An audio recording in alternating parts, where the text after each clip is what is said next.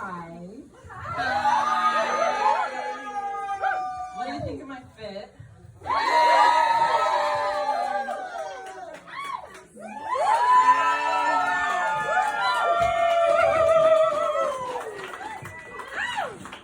I'm Kendoll Clitzone, you know, I'm not just Ken.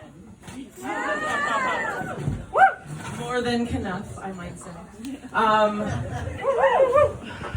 I do have all the genitals. Yeah! Not currently on me, you know, some of them are in a drawer at home, but yeah. This was mostly an excuse to do this.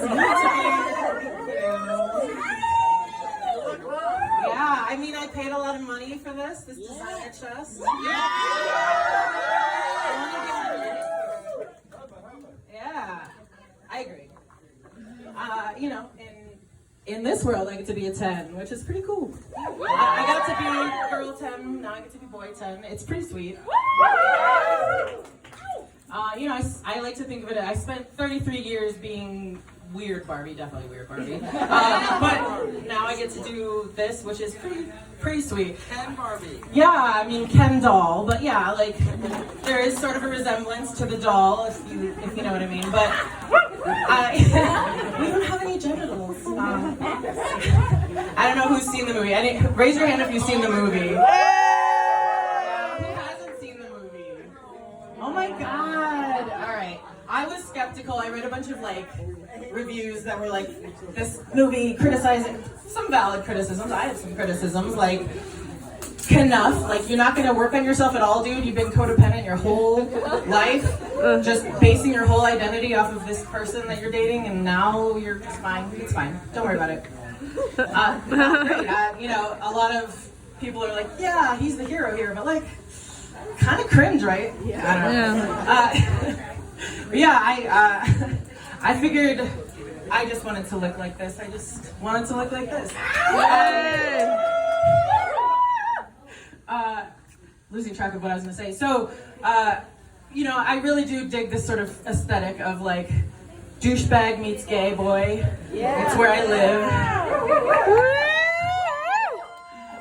The other day I went to the barber shop and to just get this fixed up, and I did a walk-in appointment, so that was my mistake. And I ended up with the douchebag barber.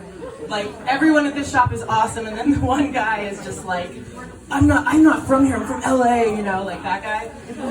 He's like, yeah, Utah sucks because winter is a thing, and you know, his butt, he's wearing the sparkle butt jean pants still, like Ed Hardy guy.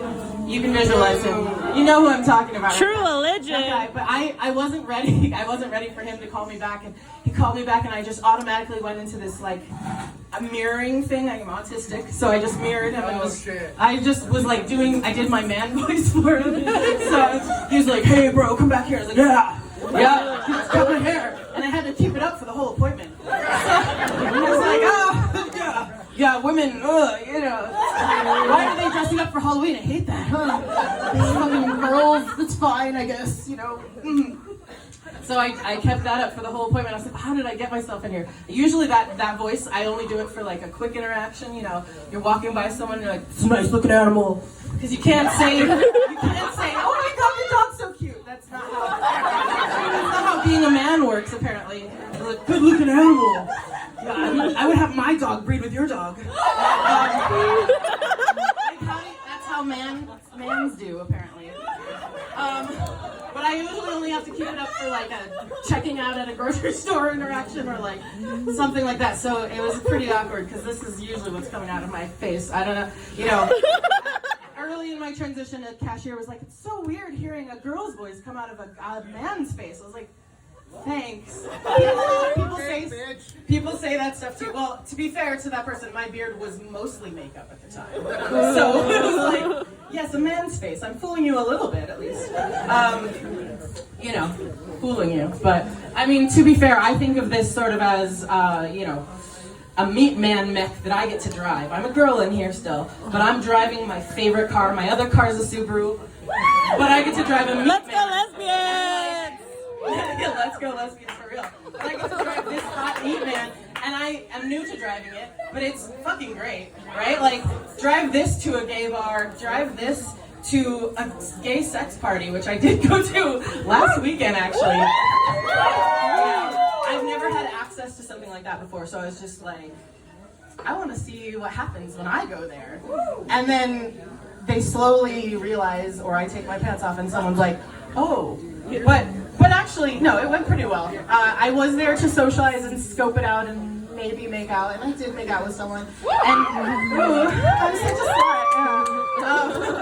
But my favorite moment, I think, was while I was making out with this person, in the other room I heard, "Nice cock, bro." And I started laughing into someone's mouth. Because like, "Nice cock, bro," just sincerely. Bro, what a nice cock. Like, sincerity all the way down, right? Like, but then it just made me start thinking about like a new genre of like being, well, me being a menace, but also like a new genre of sadism, where you're like, you've got someone really turned on and you're like in bed with them and you just start being like, "Do you want me to suck your cock, bro?"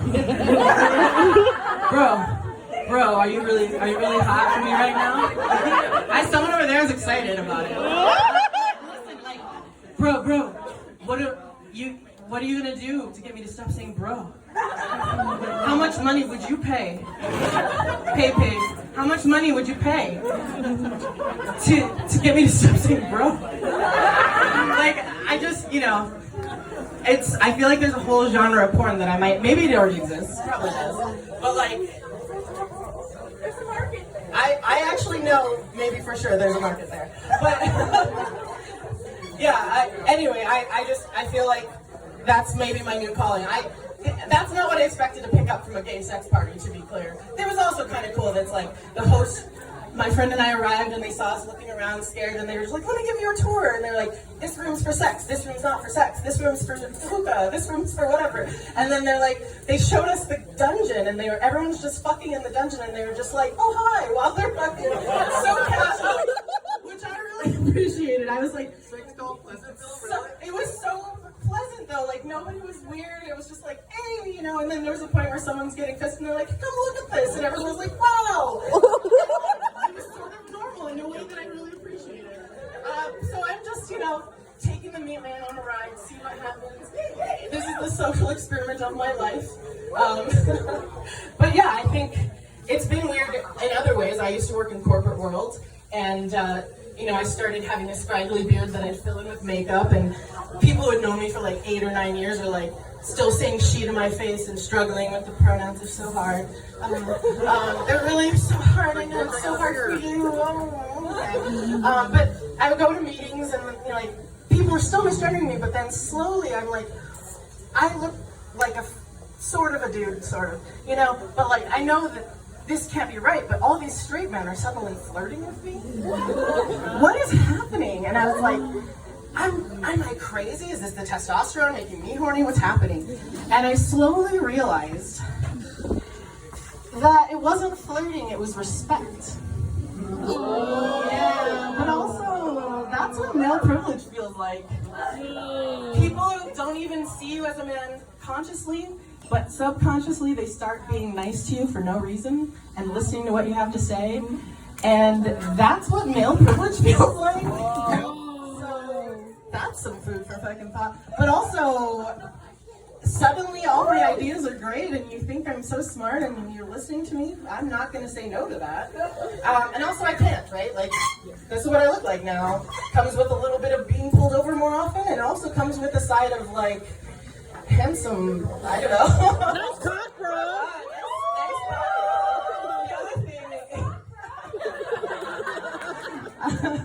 The other thing that happened early on in transition, I was posting a picture. I post a picture every week with a little thoughts on my transition this week. A lot of it's about codependence, surprise. But one of the things that happened was I posted a picture in my little boxer briefs because of who I am as a person. I posted that on Instagram, and a coworker, this middle-aged woman, was like, "What's in your pants?" Well, I wanted to say, how dare you ask me that question, blah, blah, blah. But also, I love talking about it. Like, I'm here on stage talking about it. Like, it's the most interesting thing that's ever happened to me? What? Like, I'm not gonna not talk about being trans. I'm not gonna not talk about it. I'm not gonna not be half naked on stage and talking about my clit dick or whatever, right? But also, so I did educate her. I said, you know, don't ever ask people what's in their pants. That's really rude. Who would you want to be asked that? And then I said, but I will answer you. It's it's rolled up socks.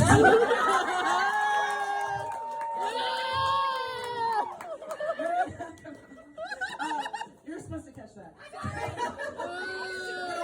The answer was too funny to not answer that. Like, you know, the reason I was packing with rolled up socks, because it's way less embarrassing when that falls on the floor when you're in the bathroom.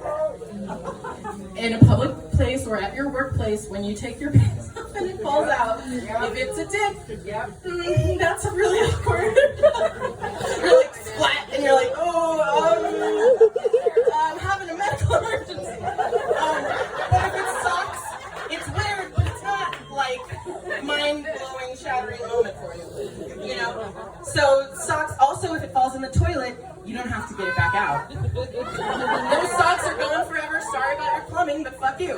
Like, I don't need those socks back. I told the stage kid, no thank you. Big Danny Panic, I don't care. Those socks, also I fucking hate socks. Yeah. So anyway, I will wrap my shut up, sorry. But I guess what I wanted to finish up and say is that, like, yeah, I'm more than enough. I have done way too much fucking therapy to just identify with a codependent dude who defines himself off his fucking girlfriend and like patriarchy and fucked everybody over, and like they're not gonna discuss it in a more nuanced way. But I do like horses. Let's go. And as a Jew, free Palestine.